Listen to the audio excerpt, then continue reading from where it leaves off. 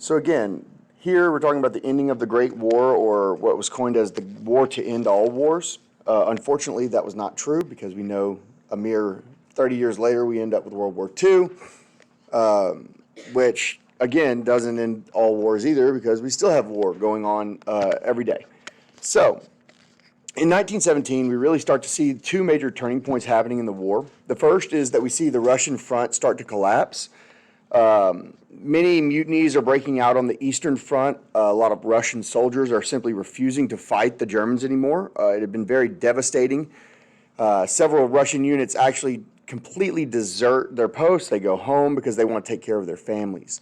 Now remember that Russia is experiencing a lot of difficulties in 1917 as well. You have the Russian Revolution breaking out, where the Russian people are going to rise up and they are going to kick out the Tsar of Russia, the king. They're going to remove him from power. And later, they're going to have the second phase of that revolution, where the Bolsheviks, or the communist group, they're going to come in and take over the country. And with the Bolshevik Revolution, we do see that they are going to eventually completely pull Russia out of the war altogether. By the time we get to the end of 1917, Russia is essentially suing for peace. They're asking Germany, hey, you don't attack us anymore, and we'll pull out of the war, and then you can do whatever you want in Europe. And so with Germany, they're going to sign a separate peace treaty in 1918 than the rest of Europe. And this is going to basically lead to the collapse of Russia in 1917. Now, what that means for Germany is Germany is going to be able to pull their troops away from the Eastern Front and transport them to the Western Front so that they can launch their entire army against Britain and France. However, this doesn't really go in Germany's favor, because in the same year that Russia decides to drop out of the war, the United States is going to join the war, right? So Germany had announced that they were going to resume a practice known as unrestricted submarine warfare, which essentially means that they're going to use these new submarines to attack any boats crossing the Atlantic at all, no matter what. And that included American ships, and they do end up sinking 3 American ships in early 1917. It makes the United States very upset, and it prompts the U.S. Congress to finally declare war. However, it would take the United States several months to actually mobilize for war, so we don't see American troops arriving in Europe in major numbers until 1918. But Germany knows that the United States is coming. And this is actually going to end up being what turns the tide of the war against Germany altogether. And so we have some pictures here. You have American troops coming into London, and these troops are fresh. They're kind of, they're ready to fight. They're not worn out from this war of attrition that's been going on. So when they arrive, Germany is just going to be overwhelmed by enthusiasm, really. Americans are just like, we're ready. Ain't none of us died yet.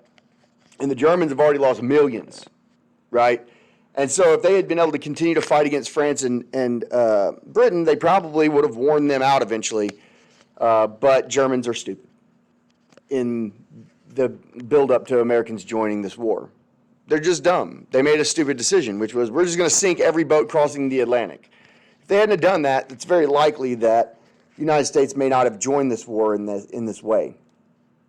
And so they're going to be able to resist the Germans. They start pushing them back. We also have a kind of interesting picture here of American troops eating donuts in Europe.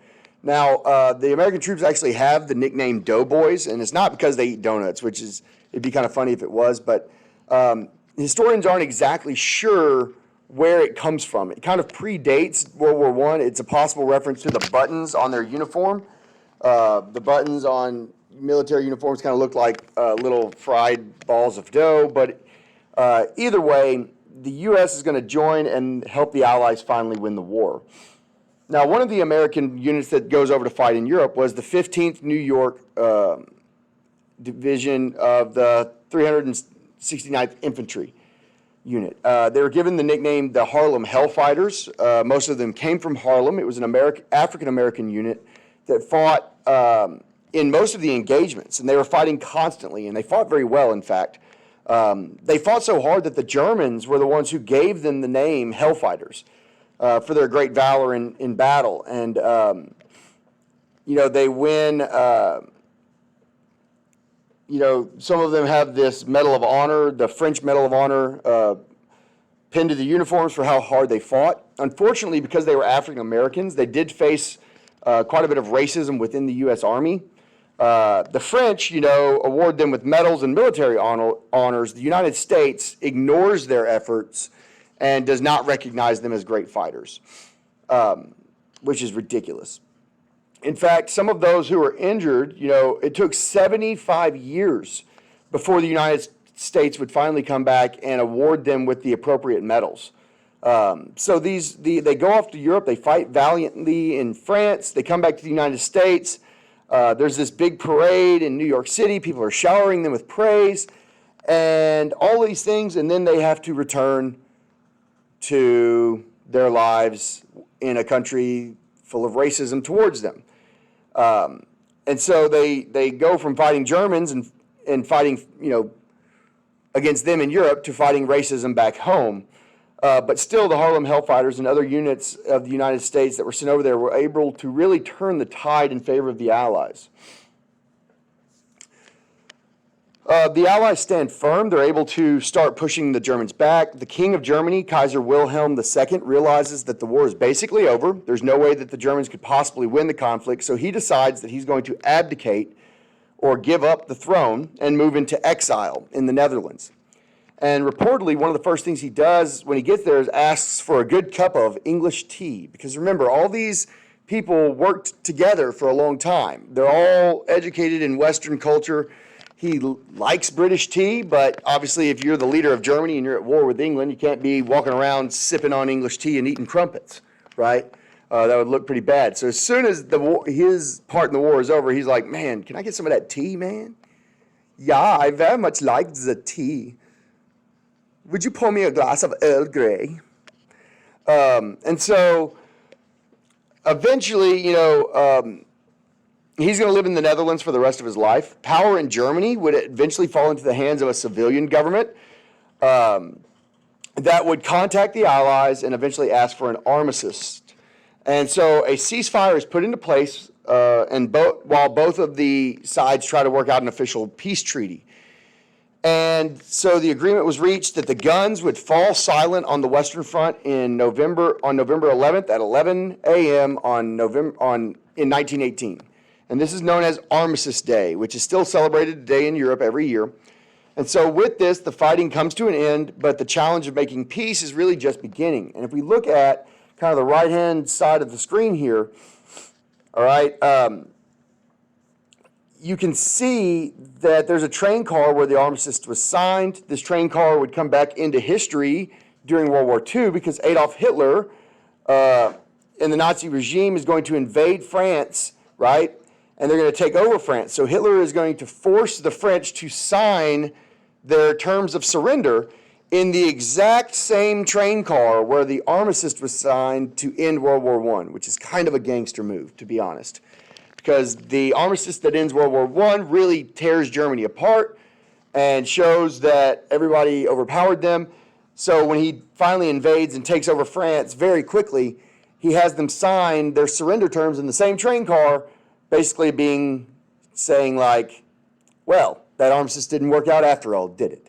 And so kind of gangster, but, Adolf Hitler is still a butthole, clearly.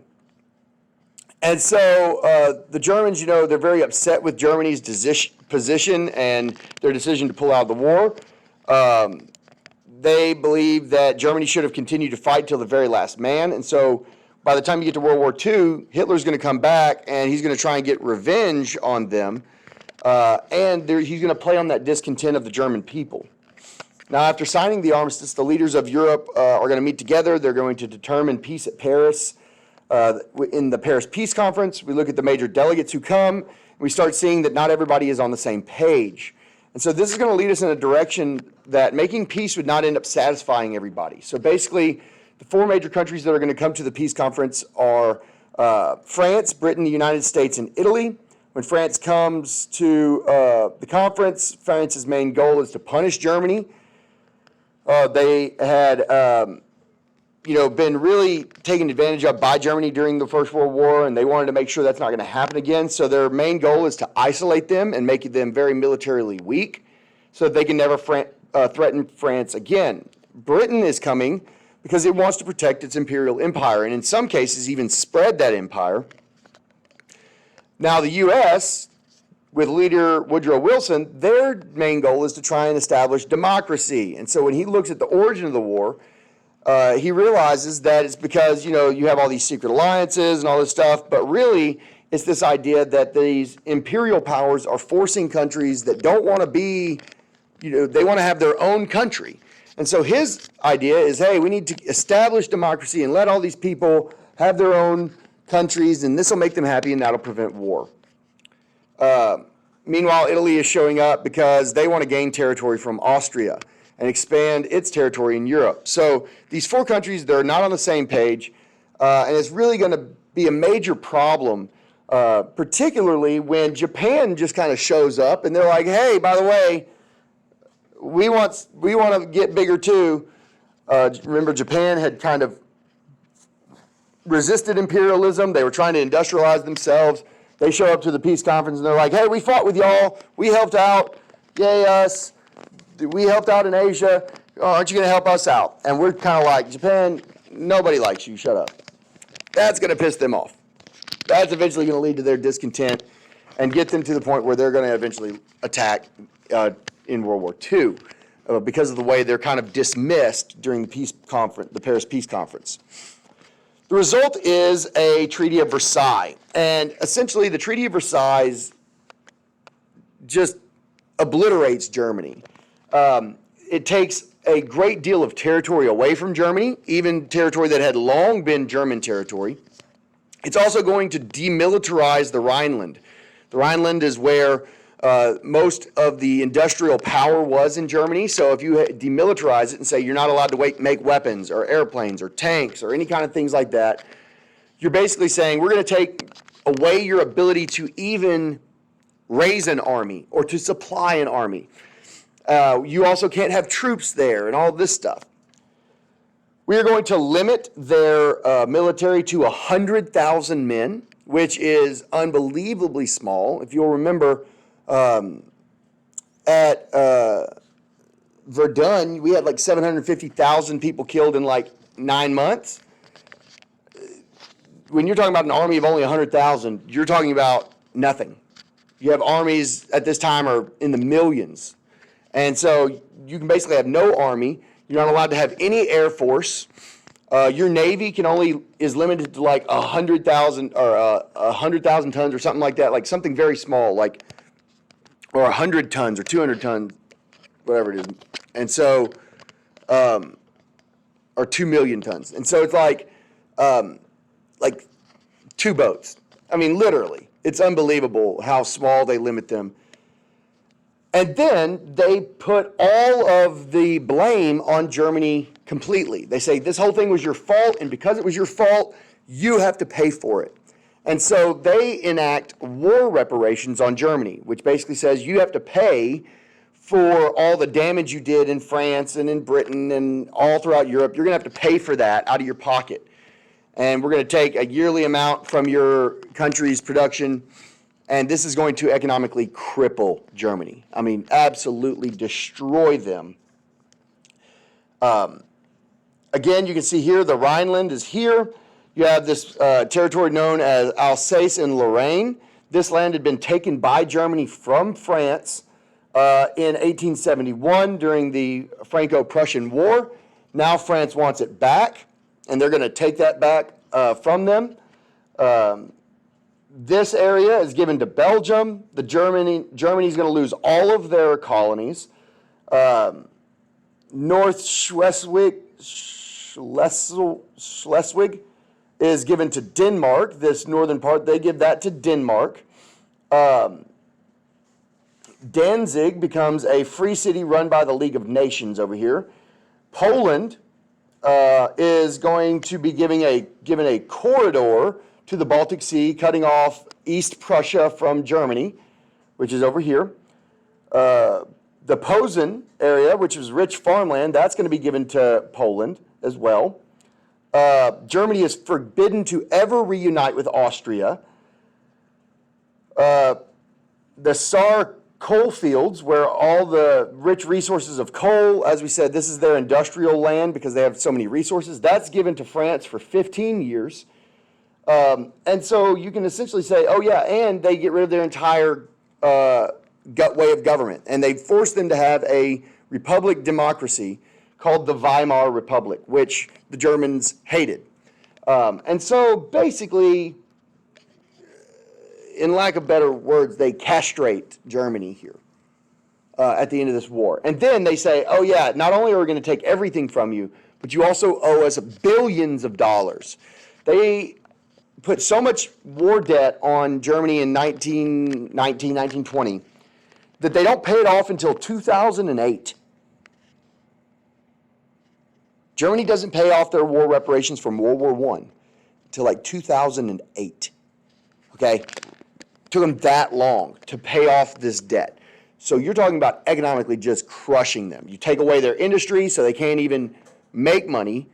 You take away their economy. You take away their resources. You take away their colonies. You take away their lands. You take away their agricultural land. You tell them that they can't combine with their most important allies. And then they're like, yeah, that'll teach them. Or piss them off. You also have the creation of the League of Nations, which was kind of like the precursor to what is like our UN today, the United Nations. The problem is that the League of Nations came out of a plan that was put forth by Woodrow Wilson.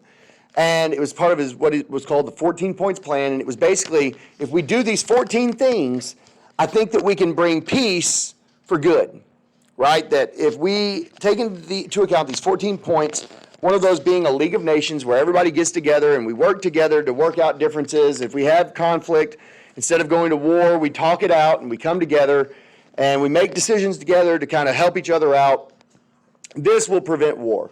And again, he had 14 other things. Well, the problem with that is that everybody in Europe is going to join it. I think like 30 or 45 nations, something like that, end up joining by World War II. There's like 60 nations in the League of Nations.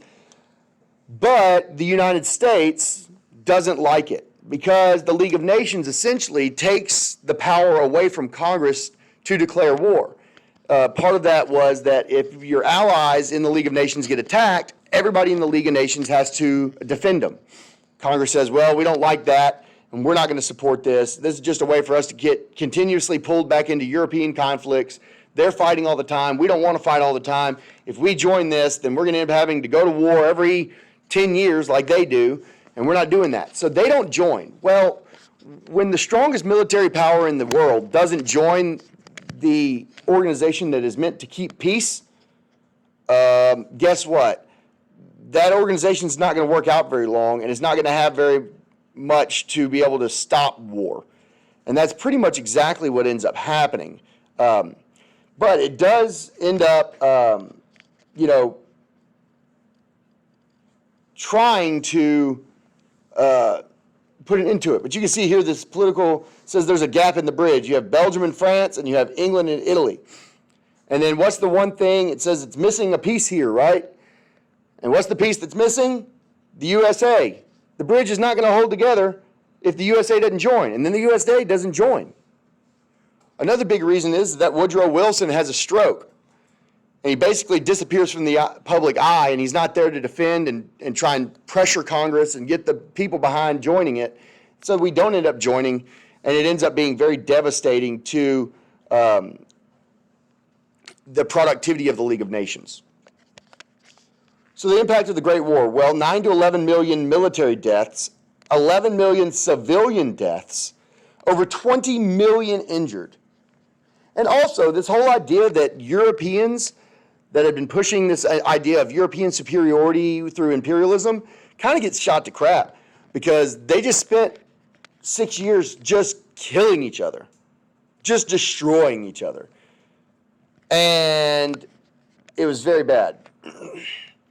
You have glass poppies to commemorate the British war dead.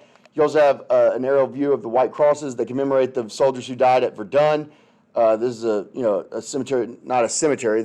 I'm sure there are people buried here, but very, very, very devastating impact in terms of death. I mean, the worldwide population at the time, it's probably around 300 million, maybe 250 million on planet Earth, right? And then you wipe out, I don't know, 30 million. World War II killed like 10% of the world's population.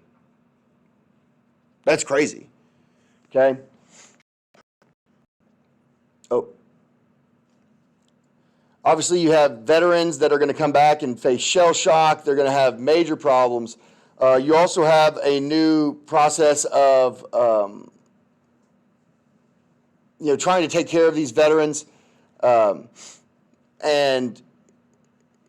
you have these marred, destroyed people, men that are going to try and move forward and forget about all these horrendous and terrible things they saw during the war. And those are going to be the leaders over the next few years, next several decades. They're not going to forget. They're still going to be very worried about war because they don't want to repeat that. And that's going to lead to some of the decisions that get made that are going to allow World War II to kind of happen because they're so worried about having another war. They've seen the devastation of war, and that's going to become a major problem. Over 300 billion lost. It destroys Europe's global economic dominance. I mean, everything is destroyed in Europe. They're going to have such a hard time rebuilding. They're going to do the best that they can, but by the time you get to World War II, they still haven't recovered. It also doesn't help that pretty soon you're going to end up in the Great Depression, which is going to end up being a worldwide depression. But this is the city of Verdun. This was once a beautiful, burgeoning city, and now it's completely, basically leveled. Ypres, or I don't know how to say that in French.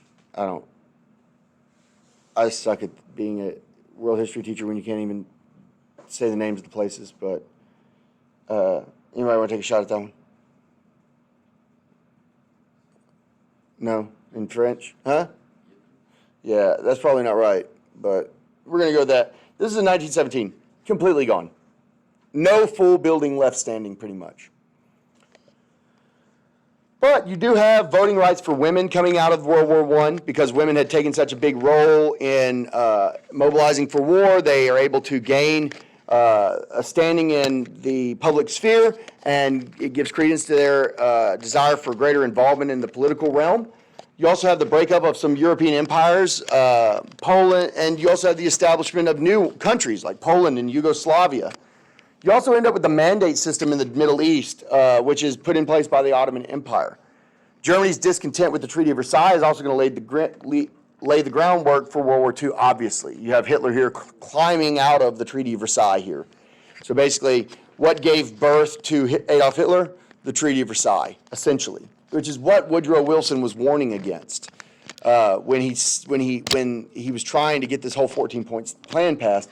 Guys, if you do what you think is going to be right here by doing this and blaming it all on Germany, you're just going to piss them off. You're just going to create more discontent, and he was absolutely right.